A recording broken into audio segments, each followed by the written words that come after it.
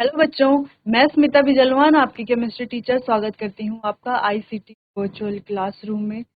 आशा करती हूँ आप लोग स्वस्थ होंगे और अच्छे से अपनी पढ़ाई कर रहे होंगे। आज हम पढ़ने जा रहे हैं क्लास 12th केमिस्ट्री का chapter haloalkanes and haloarenes. ये चैप्टर हम पहले पढ़ चुके हैं, ये हमारा रिविजन है। यहाँ पर हम जो है रिविजन कर रहे हैं चैप्टर का। अपने लास्ट लेक्चर में हम रिविजन स्टार्ट कर चुके थे, आज हम उसको आगे कंटिन्यू करेंगे। चलिए, सबसे पहले हम एक बार जो है अपने लास्ट लेक्चर में जो हमने टॉपिक्स पढ़े थे उनको एक ओवरव्यू दे देते हैं, उनको एक बार थोड़ा सा रिवाइज कर देते हैं, रिकॉल कर लेते हैं ताकि आगे टॉपिक पढ़ने में हमें आसानी। चलिए, तो सबसे पहले फिजिकल प्रॉपर्टीज यानी कि क्या होते हैं हमारे हैंड में। चलिए, अगर कलर की बात हम करें तो ये कैसे होते हैं, रंगहीन होते हैं, इनका कोई भी रंग नहीं होता। दूसरी बात, इनके जो लोअर मेंबर्स होते हैं, हेलो एल्केन्स के, वो क्या होते हैं, गैसीय अवस्था उनकी होती है, गैसीय अवस्था उनकी होती है। और जो हायर मेंबर्स होते हैं वो कैसे होते हैं, वो द्रव या ठोस उनकी अवस्था होती है। दूसरी चीज, इनमें सबकी ज्यादातर जो हमारे हेलो एल्केन्स हैं उनकी जो गंध है वो कैसे होती है, प्लीजेंट स्मेल होती है। एक तरह से हम कहें कि प्रिय उनकी गंध होती है। अगला, मेल्टिंग पॉइंट और बॉइलिंग पॉइंट, ये एक इम्पॉर्टेंट हमारा, तो हम अच्छे से पढ़ चुके थे। एक बार हम इसको फिर से रिवाइज कर लेते हैं कि मेल्टिंग पॉइंट और बॉइलिंग पॉइंट क्या है, क्या होता है। देखो, अगर हम इन बात करें इनके मेल्टिंग पॉइंट और बॉइलिंग पॉइंट की हेलो एल्केन्स के, तो ये हमारे क्या होते हैं, हाइड्रोकार्बन्स होते हैं। ये हमारे हाइड्रोकार्बन्स होते हैं और ये होते हैं हमारे हेलो एल्केन्स। तो हम क्या कह रहे हैं कि हेलो एल्केन्स का मेल्टिंग पॉइंट बॉइलिंग पॉइंट ज्यादा होता है हेलो हाइड्रोकार्बन्स के कंपेयर करें अगर हम, तो हाइड्रोकार्बन के कंपैरिजन में हमारे जो हेलो एल्केन्स या एल्काइल हैलाइड्स जिन्हें हम कहते हैं, उनका मेल्टिंग पॉइंट ज्यादा होता है, बॉइलिंग पॉइंट ज्यादा होता है। क्यों ज्यादा होता है, इसीलिए ज्यादा होता है क्योंकि जो हमारे हाइड्रोकार्बन है उनके बीच जो फोर्स ऑफ इंटरेक्शन है वो वंडरवॉल फोर्स होती है। ठीक, वंडरवॉल फोर्स कैसी होती है, वीक फोर्स होती है। कैसी होती है, वीक फोर्स ऑफ अट्रैक्शन होती है, जिस वजह से इनके जो बॉन्ड होते हैं कैसे होते हैं, थोड़ा वीक होते हैं। ठीक, और उनको जब बॉयल करते हैं या मेल्ट करते हैं तो वो इजीली ब्रेक हो जाते हैं। ठीक, इजीली ब्रेक हो जाते हैं। लेकिन जो हमारे हेलो एल्केन्स होते हैं इनके बीच में कौन सी अट्रैक्शन होती है, stronger intermolecular force of attraction या dipole dipole attraction. Dipole dipole attraction इनके बीच में होती है जो कि एक स्ट्रॉन्ग फोर्स ऑफ अट्रैक्शन है, जिस वजह से इनका बॉन्ड भी स्ट्रॉन्ग होता है। बॉन्ड अगर इनका स्ट्रॉन्ग है तो इनको मेल्ट करने में, बॉयल करने में, इनका बॉन्ड जो है ब्रेक करने के लिए ज्यादा एनर्जी देनी पड़ेगी, ज्यादा मेल्टिंग पॉइंट इंक्रीज करना पड़ेगा, बॉइलिंग पॉइंट भी इंक्रीज करना पड़ेगा। इसीलिए इनका मेल्टिंग पॉइंट और बॉइलिंग पॉइंट ज्यादा होता है हाइड्रोकार्बन के कंपैरिजन में। ठीक, क्योंकि इन बीच में जो फोर्स ऑफ अट्रैक्शन होती है वो कैसी होती है, स्ट्रांग होती है, जो इनके बॉन्ड को स्ट्रांग बना देती है। अब बॉन्ड अगर स्ट्रांग है तो उसको ब्रेक करने के लिए मेल्टिंग पॉइंट भी ज्यादा देना पड़ेगा। ठीक, चलिए, तो ये आप समझ गए हैं। अच्छा, इसको हम एक नॉर्मल एग्जाम्पल से समझ सकते हैं। जैसे कि हमारे पास दो टेस्ट ट्यूब है, एक में हमने डाला हाइड्रोकार्बन हाइड्रोकार्बन और एक में हमने डाला हेलो एल्काइल हैलाइड।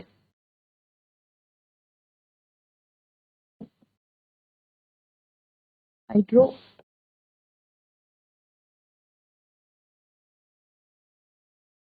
ठीक, एक में हमने डाला हाइड्रोकार्बन, एक में हमने डाला एल्काइल हैलाइड। ठीक है, एक में ये है और एक में ये। अब इन दोनों को हम हीट कर रहे हैं।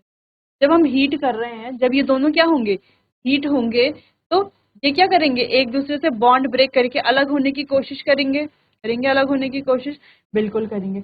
ये जो बॉन्ड है ये किसका जल्दी ब्रेक होगा, जो हमारा हाइड्रोकार्बन, क्योंकि उनके बीच में, बॉन्ड्स के बीच में क्या है, वीक फोर्स है, जिस वजह से वो जल्दी ब्रेक हो जाएगा। और यहाँ पर हेलो एल्कीन्स में हमें क्या करना पड़ेगा, मेल्टिंग पॉइंट और इंक्रीज करना पड़ेगा इनके बॉन्ड को ब्रेक करने के लिए। ठीक, तो इतनी सी यहाँ पर बात थी, क्या आपको समझ आ गई होगी। अब आगे यहाँ पर हेलो एल्कीन्स में एक और इम्पॉर्टेंट पॉइंट आता है कि जैसे जैसे इनका जो एरिया है वो कम होता है, जैसे जैसे इनका एरिया होता है वैसे वैसे इसका जो मेल्टिंग पॉइंट है वो भी क्या होता है, कम होता है। एरिया जैसे जैसे कम होगा मेल्टिंग पॉइंट भी कम होगा। एरिया कम होने से क्या होता है, इनके बीच की जो फोर्स है वो होने लग जाती है। एरिया कम होने से क्या होता है, बीच की फोर्स कम होती है, जिस वजह से इनका मेल्टिंग पॉइंट क्या हो जाता है, कम हो जाता है। अगर हम यहाँ पर ये एग्जांपल देखें तो तीनों क्या है, सेम ही है, लेकिन स्ट्रक्चर डिफरेंट है। यहाँ पर ये सबसे छोटा स्ट्रक्चर है, ये उससे थोड़ा बड़ा है, और ये स्ट्रक्चर क्या है, पूरा ओपन स्ट्रक्चर है। तो इनका मेल्टिंग पॉइंट सबसे कम होगा, क्योंकि जब एरिया कम होता है तो उस वजह से उनका जो फोर्स है, फॉर्मिंग फोर्स, वो क्या हो जाती है, वीकर हो जाती है, वीक हो जाती है, कमजोर हो जाती है, जिस वजह से ये क्या होते हैं, इनका मेल्टिंग पॉइंट कम होता है, इनका बॉन्ड इजीली ब्रेक हो सकता है। ठीक, चलो इतनी बात समझ में आई। चलिए आगे बढ़े। आगे फिर हमने यहाँ पर कुछ एग्जाम्पल के बारे में पढ़ा था, एल्काइल हैलाइड्स के बारे में, सॉरी एराइल हैलाइड्स के बारे में। यहाँ पर हमने क्या पढ़ा था, एक ही कंपाउंड के जो हमारा पैरा कंपाउंड है उसका बॉइलिंग पॉइंट ज्यादा होगा, जबकि जो हमारा ऑर्थो और मेटा कंपाउंड है उनका मेल्टिंग पॉइंट क्या होगा, सॉरी मेल्टिंग पॉइंट इनका कम होगा, और इस पैरा वाला जो हमारा कंपाउंड है इसका ज्यादा होगा। ऐसा क्यों, क्योंकि जो इसमें पैरा आइसोमर होता है उसका क्या होता है, highly compact crystal lattice structure होता है। कैसा होता है, highly compact crystal lattice structure होता है, जिस वजह से इनके ये जो होते हैं ये आपस में क्या होते हैं, एकदम कॉम्पैक्टली पैक्ड होते हैं। जब ये आपस में एकदम पैक होते हैं तो इनके बॉन्ड ब्रेक करने के लिए बहुत ज्यादा मेल्टिंग पॉइंट देना पड़ेगा, है ना, बहुत ज्यादा एनर्जी लगेगी इनका बॉन्ड ब्रेक करने के लिए, ज्यादा एनर्जी लगेगी, यानी कि ज्यादा मेल्टिंग पॉइंट देना पड़ेगा, तब जाके इनका बॉन्ड जो है वो ब्रेक होता है। इसीलिए इनका मेल्टिंग पॉइंट इनके कंपैरिजन में ज्यादा होता है, क्योंकि इनका तो कोई क्रिस्टल लैटिस स्ट्रक्चर नहीं होता, कोई कॉम्पैक्ट स्ट्रक्चर नहीं होता, जबकि इनका कॉम्पैक्ट क्रिस्टल लैटिस स्ट्रक्चर होता है, इस वजह से इनका मेल्टिंग पॉइंट ज्यादा होता है। तो एग्जाम में ये क्वेश्चन आता है कि तो हमारे डाई हेलोबेंजीन्स होते हैं, जो डाई हेलोबेंजीन्स हैं उनमें जो उनका पैरा आइसोमर होता है उसका मेल्टिंग पॉइंट क्यों ज्यादा होता है, जबकि बॉइलिंग पॉइंट तो तीनों का सेम है, लेकिन मेल्टिंग पॉइंट क्यों पैरा वाले का ज्यादा होता है, तो वहां पर आपको रीजन इसका अच्छे से लेना है, क्योंकि इसका क्या होता है, highly compact crystal lattice structure होता है इन दोनों के कंपैरिजन में, जिस वजह से इसके बॉन्ड को ब्रेक करने के लिए ज्यादा एनर्जी चाहिए, ज्यादा एनर्जी चाहिए, जिस वजह से इसका मेल्टिंग पॉइंट क्या होता है, ज्यादा होता है। ठीक, ये आपको ध्यान रखना है। क्या होता है,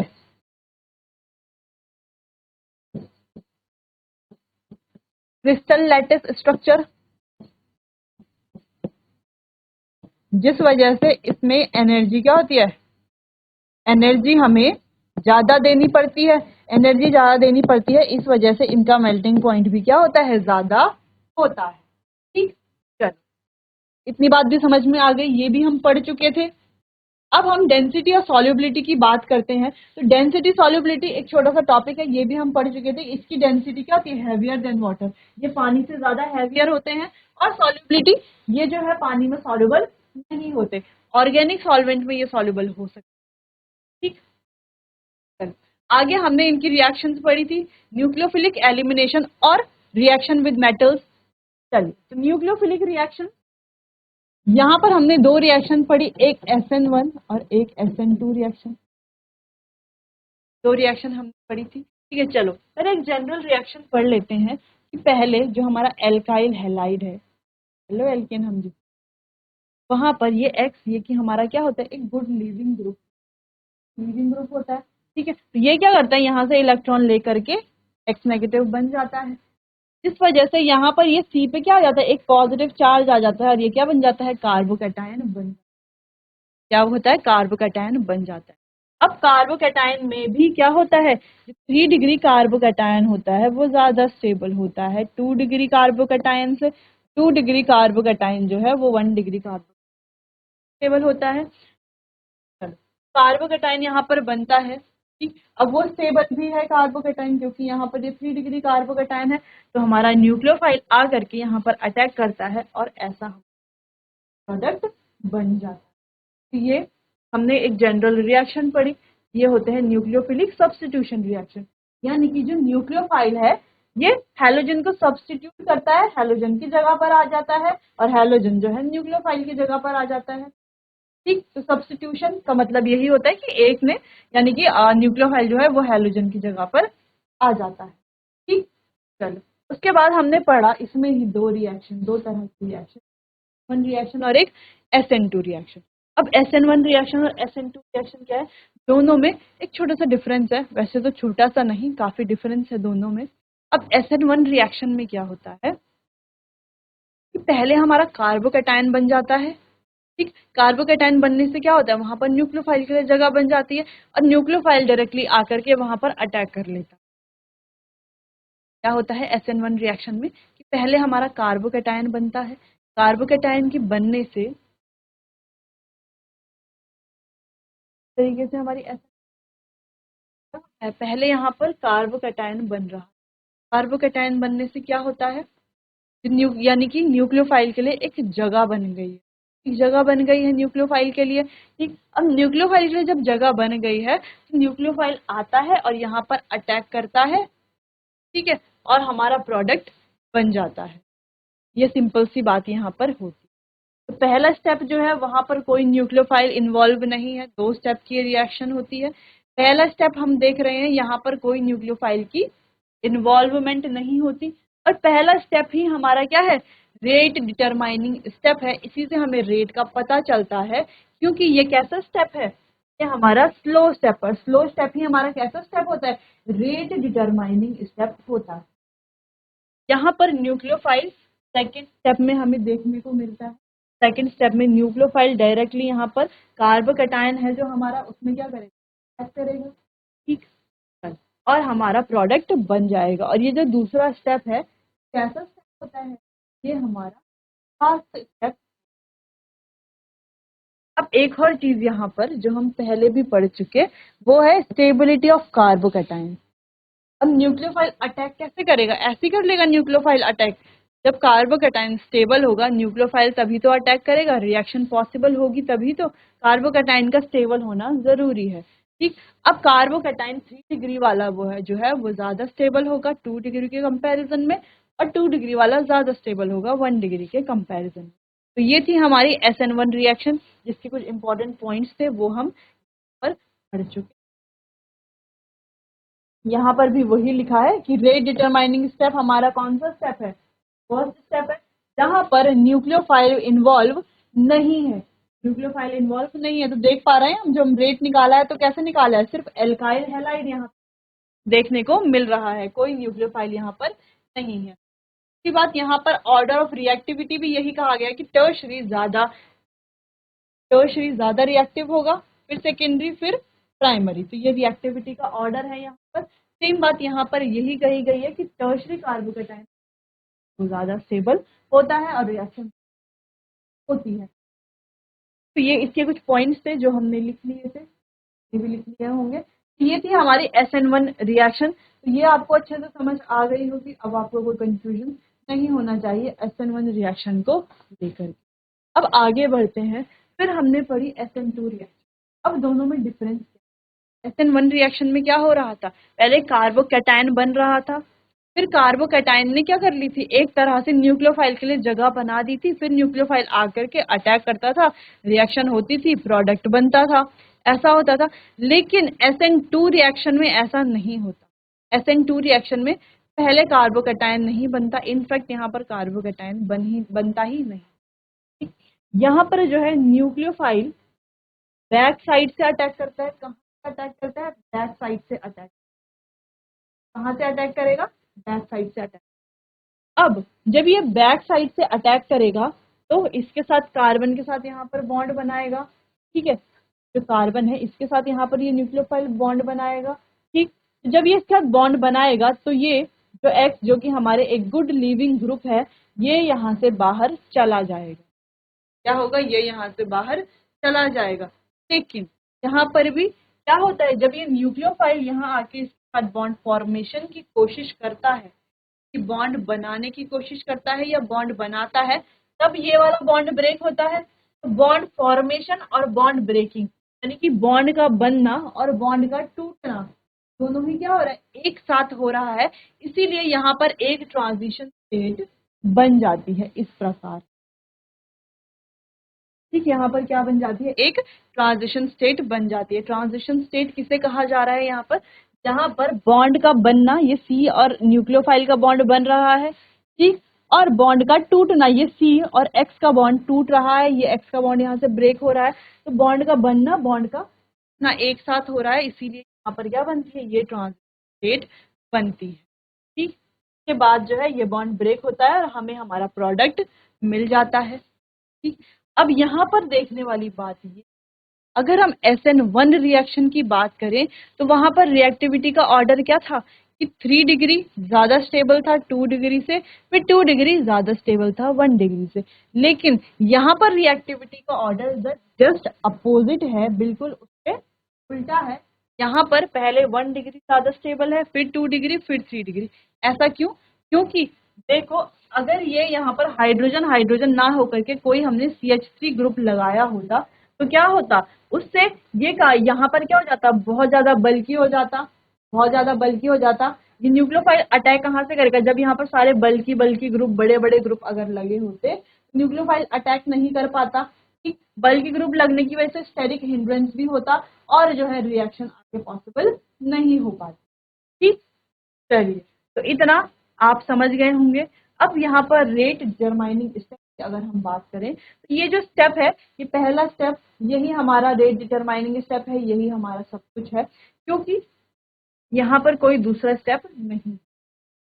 अब दूसरी बात, यहाँ पर देखो, रेट डिटरमाइनिंग जो स्टेप है, यहाँ पर न्यूक्लियोफाइल भी इन्वॉल्व है। न्यूक्लियोफाइल भी हम रेट, जब रेट हम लिखेंगे इसका, न्यूक्लियोफाइल भी वहां पर। तो SN2 रिएक्शन भी आपको समझ आ गई होगी।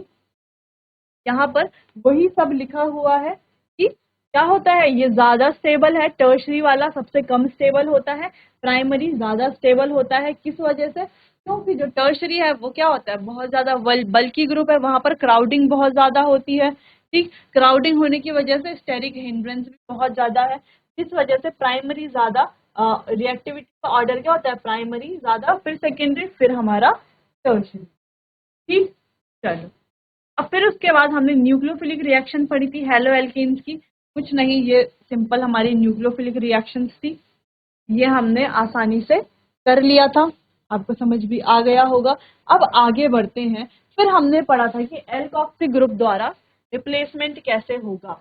ठीक है, और इसके अलावा एक और हमने यहाँ पर क्या कहा था कि ये रिएक्शन क्या कहलाती है, हमारी विलियमसन सिंथेसिस कहलाई, जो कि एक तरह की हमारी क्या है, नेम रिएक्शन है। नेम रिएक्शन, नेम रिएक्शन कहीं कई बार जो है एग्जाम में ये डायरेक्टली पूछी जाती है। विलियमसन सिंथेसिस लिखिए। अच्छा, यहाँ पर जो है ईथर का फॉर्मेशन होता है, क्या बनता है, ईथर बनता है। तो हम एल्काइल हैलाइड लेते हैं, साथ में हम सोडियम एल्कोक्साइड लेते हैं। सोडियम एल्कोक्साइड लेने से देखो Na और Br यहाँ से क्या होगा, हट जाएगा, डायरेक्टली हमारा ईथर यहाँ पर बन जाएगा। सिंपल सी ये रिएक्शन होती है विलियमसन। आगे बढ़े, आगे हमने पढ़ी एलिमिनेशन रिएक्शन, जहां पर क्या होता है, बीटा से हाइड्रोजन और अल्फा से हैलोजन का रिमूवल होता है। ये इसे जो है बीटा एलिमिनेशन भी कहा जाता है। एलिमिनेशन रिएक्शन को बीटा एलिमिनेशन भी कहा जाता है, क्योंकि बीटा से क्या हो रहा है, एक हाइड्रोजन का रिमूवल हो रहा है, और अल्फा से जो है एक हमारा एक्स यानी कि हैलोजन जो है हो रहा है। और क्या बनता है, किसकी प्रेजेंस में, अल्कोहलिक KOH की प्रेजेंस में क्या बनता है, एल्कीन हमारा यहाँ पर बनता है।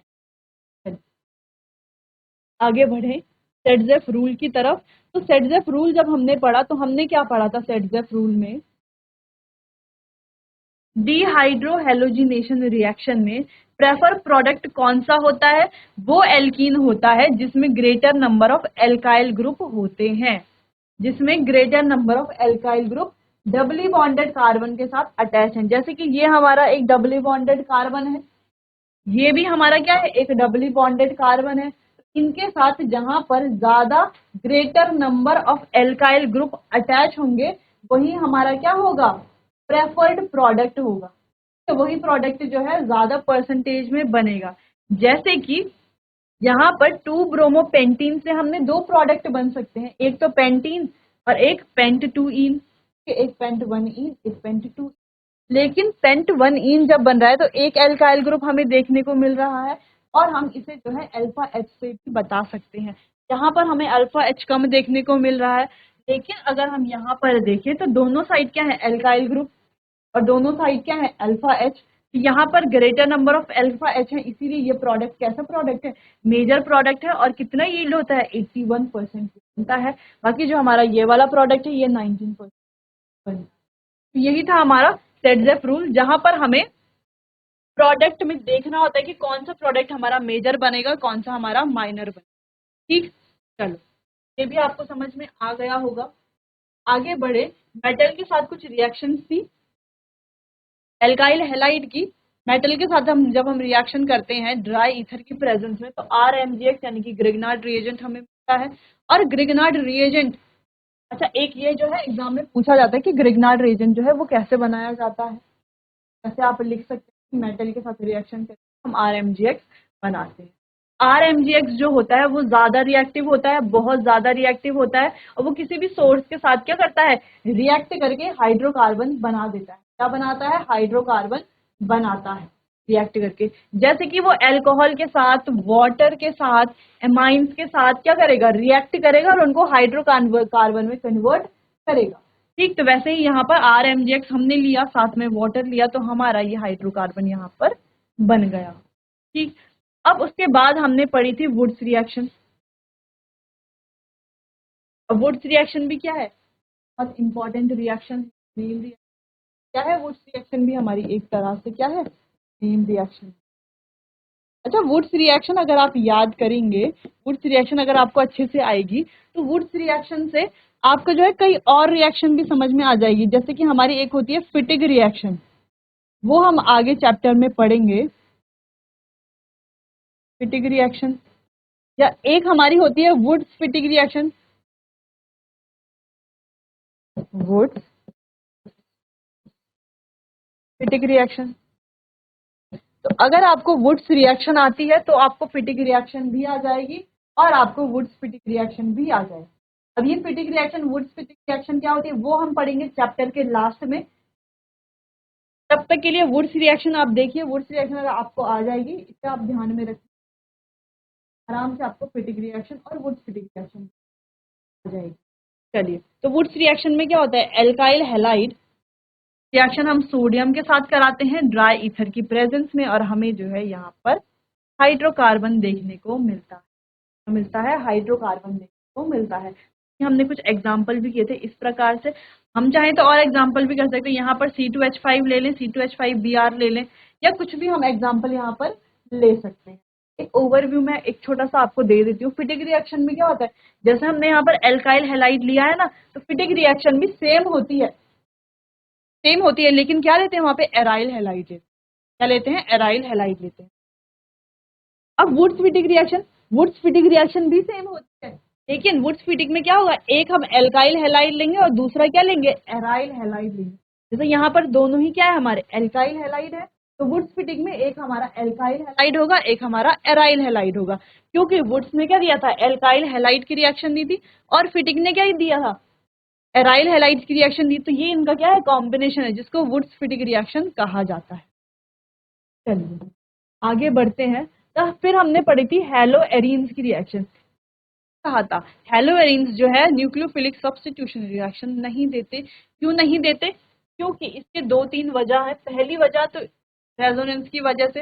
रेजोनेंस की वजह से क्या होता है, ये इलेक्ट्रॉन पेयर क्या होते हैं, बार बार डीलोकलाइज होते रहते हैं और कॉन्जुगेशन में रहते हैं। ठीक है, जिस वजह से इनके रेजोनेटिंग स्ट्रक्चर जो है बनते रहते हैं, तो इस वजह से भी। दूसरी वजह हाइब्रिडाइजेशन, यानी कि यहाँ पर जो है sp हाइब्रिडाइजेशन, एस कैरेक्टर ज्यादा होने की वजह से कार्बन जो है इसको क्या करता है, इसके इलेक्ट्रॉन को क्या करता है, CX बॉन्ड के जो इलेक्ट्रॉन है वो क्या होते हैं, होल्ड करके रखते हैं एक दूसरे को। एक दूसरे को पकड़ के रखते हैं, जिस वजह से ये एक गुड लिविंग ग्रुप नहीं बन पाता और ये बाहर नहीं जा पाता और कार्बोकेटाइन यहाँ पर नहीं बन पाता। कार्बोकेटाइन नहीं बनेगा तो न्यूक्लियोफाइल अटैक कहाँ पर करेगा, इस वजह से भी जो है यहाँ पर रिएक्शन। ठीक, अब आगे बढ़ते हैं। दूसरी चीज की अगर कार्बोकेटाइन बन भी गया, फिनाइल कार्बोकेटाइन अगर बनेगा तो वो क्या होगा, स्टेबल नहीं होगा। क्या होगा, स्टेबल नहीं होगा। जैसे कि हम SN1 रिएक्शन में देख रहे थे कि हमारा पहले कार्बोकेटाइन बन रहा था, टर्शरी कार्बोकेटाइन ज्यादा स्टेबल है। ठीक, जब वो स्टेबल हो रहा था फिर ही तो न्यूक्लियोफाइल आएगा अटैक करने। अब यहाँ पर अगर फिनाइल कैटायन बन भी गया तो वो क्या होगा, स्टेबल नहीं होगा। अगर वो स्टेबल होगा ही नहीं तो न्यूक्लियोफाइल अटैक नहीं करेगा और रिएक्शन आगे नहीं बढ़ेगी। ठीक, दूसरी चीज यहाँ पर कि जो हमारा न्यूक्लियोफाइल है और जो हमारे एरीन्स हैं, न्यूक्लियोफाइल जो है और अरीन है, दोनों ही क्या है, इलेक्ट्रॉन रिच हैं। दोनों के पास ही इलेक्ट्रॉन की कमी बिल्कुल नहीं है। दोनों क्या है, इलेक्ट्रॉन रिच हैं, अमीर हैं, बहुत सारे इलेक्ट्रॉन उनके पास है। तो जब इलेक्ट्रॉन इलेक्ट्रॉन आपस में आएंगे तो क्या होगा, उनके बीच में रिपल्सन ही तो होगा। क्या होगा, उनके बीच में रिपल ही तो करेंगे। अगर नेगेटिव पॉजिटिव आते तो तब तो अट्रैक्ट करते, वो एक दूसरे को क्या करते, अट्रैक्ट करते। लेकिन जैसे कि हम जानते हैं न्यूक्लियोफाइल है हमारा जो, वो भी क्या है, इलेक्ट्रॉन रिच है। और अरीन्स है जो, अरीन भी क्या है, इलेक्ट्रॉन रिच है। जिस वजह से दोनों के इलेक्ट्रॉन रिच होने की वजह से वहां पर क्या होता है, पॉसिबल रिपल्शन है। इसीलिए वो क्या होते हैं, वहां पर वो रिएक्शन नहीं हो पाता। तो इस रिएक्शन ना होने के 4 पॉइंट हमने पढ़े। एक तो अगर फिनाइल कैटायन बनता है तो वो क्या होगा, अनस्टेबल होगा। अनस्टेबल होगा तो रिएक्शन आगे नहीं होगी।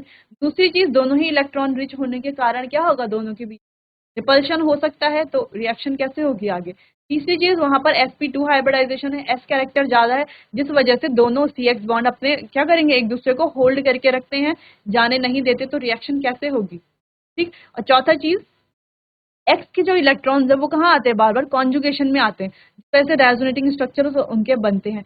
इसलिए भी यहाँ पर न्यूक्लियोफिलिक सब्स्टिट्यूशन नहीं। ठीक, अब आगे बढ़े।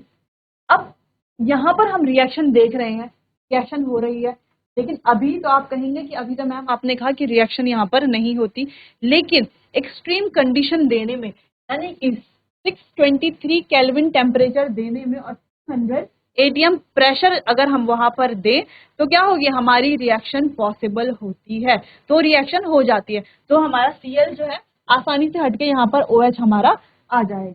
ठीक, ये Cl यहाँ से हटेगा, ये OH यहाँ पर अटैक करेगा और यहाँ पर हमारा फिनॉल। कैसे, एक्सट्रीम कंडीशंस देने पे, कैसी कंडीशन देने में, हाई टेम्परेचर और हाई प्रेशर, यानी कि 623 केल्विन टेम्परेचर और 300 ATM प्रेशर देने पे हमारी जो रिएक्शन है वो पॉसिबल हो पाती है। ठीक, अच्छा, उसके बाद यहाँ पर अगर हम यहाँ पर कोई इलेक्ट्रॉन विड्रॉइंग ग्रुप लगा दें, कि हमें पता है कि रिंग में क्या है, इलेक्ट्रॉन डेंसिटी ज्यादा है, इलेक्ट्रॉन डेंसिटी ज्यादा है। और इलेक्ट्रॉन डेंसिटी ज्यादा कहाँ पर है,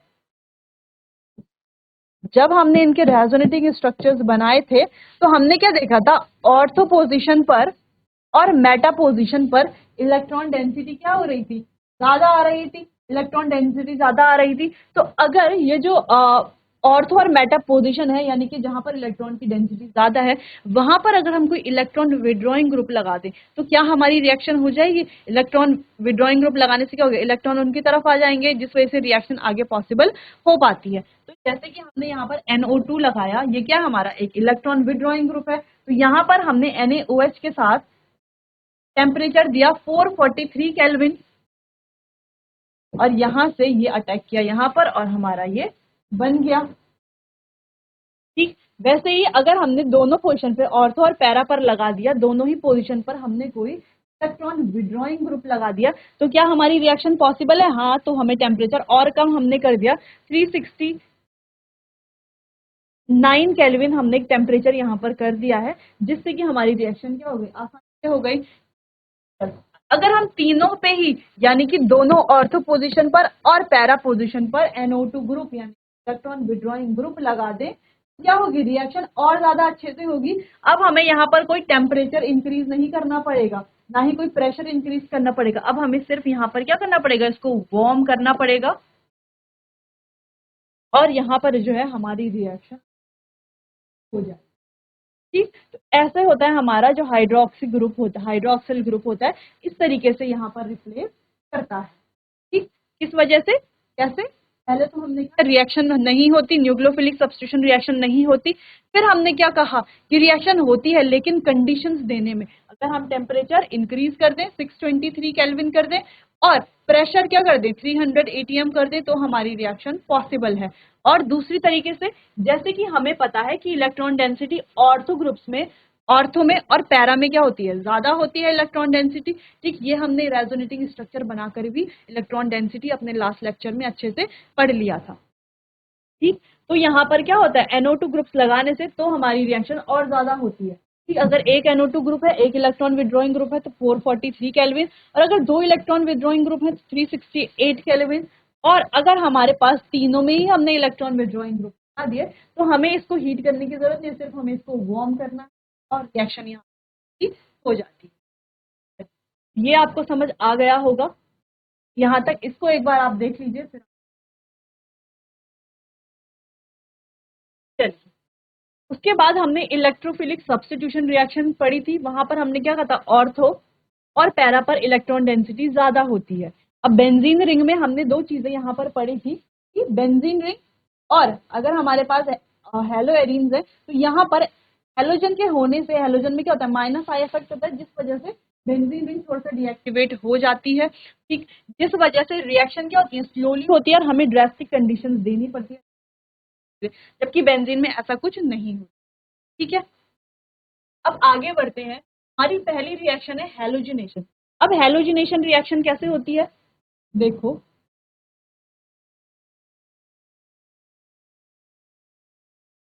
Cl प्लस हेलो एरीन्स की रिएक्शन करनी है ना, हेलो एरीन्स के हेलोजिनेशन, नाइट्रेशन, सल्फोनेशन, ये हमें कराना है। क्या देंगे हम यहाँ पर, एनहाइड्रस FeCl3। एनहाइड्रस FeCl3 देने से हमारा क्या बनेगा, सोचो बताओ क्या बनेगा।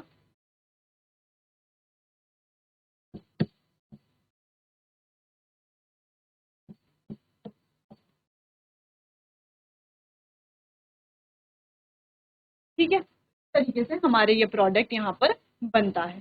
चलिए, तो हेलोजिनेशन आप समझ गए होंगे, कई बार जो है हम हेलोजिनेशन वाले क्वेश्चन कर चुके हैं, तो हमने चैप्टर पढ़ा था, इसको आप काफी अच्छे से डिटेल में डिस्कस कर लिया था। तो अब तो आपको हेलोजिनेशन, नाइट्रेशन, सल्फोनेशन, ये सारी रिएक्शन बिल्कुल रट गई होंगी, अच्छे से आपको ये समझ में आ गई होंगी कैसे ये रिएक्शन होती है। चलिए, तो ये आप खुद से कीजिए, फिर मैं कराती हूँ अगर कहीं पर भी।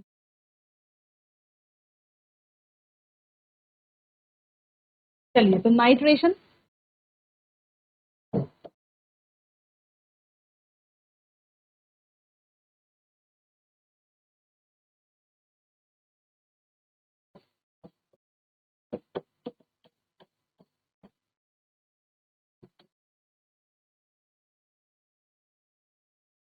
NO2 ग्रुप हमारा आ जाता है कहाँ पर, कौन से पोजीशन पर, ऑर्थो पोजीशन पर और पैरा पोजीशन।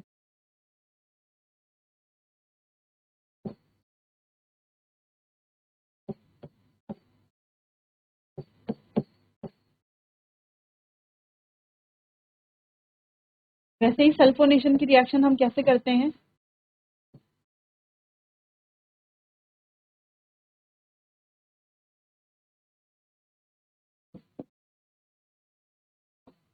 कंसंट्रेटेड H2SO4 की प्रेजेंस में क्या बनता है, ऑर्थो पोजीशन पर SO3H और पैरा पोजीशन पर हमारा SO3H आ जाता है।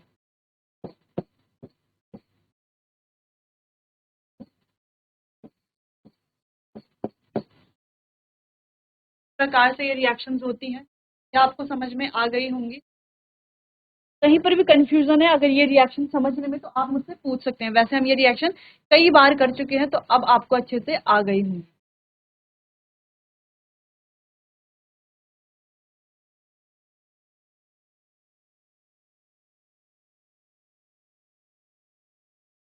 चलिए, तो आज के लिए बस इतना ही, बाकी का कंटिन्यू करेंगे हम अपने आने वाले अगले सेशन में।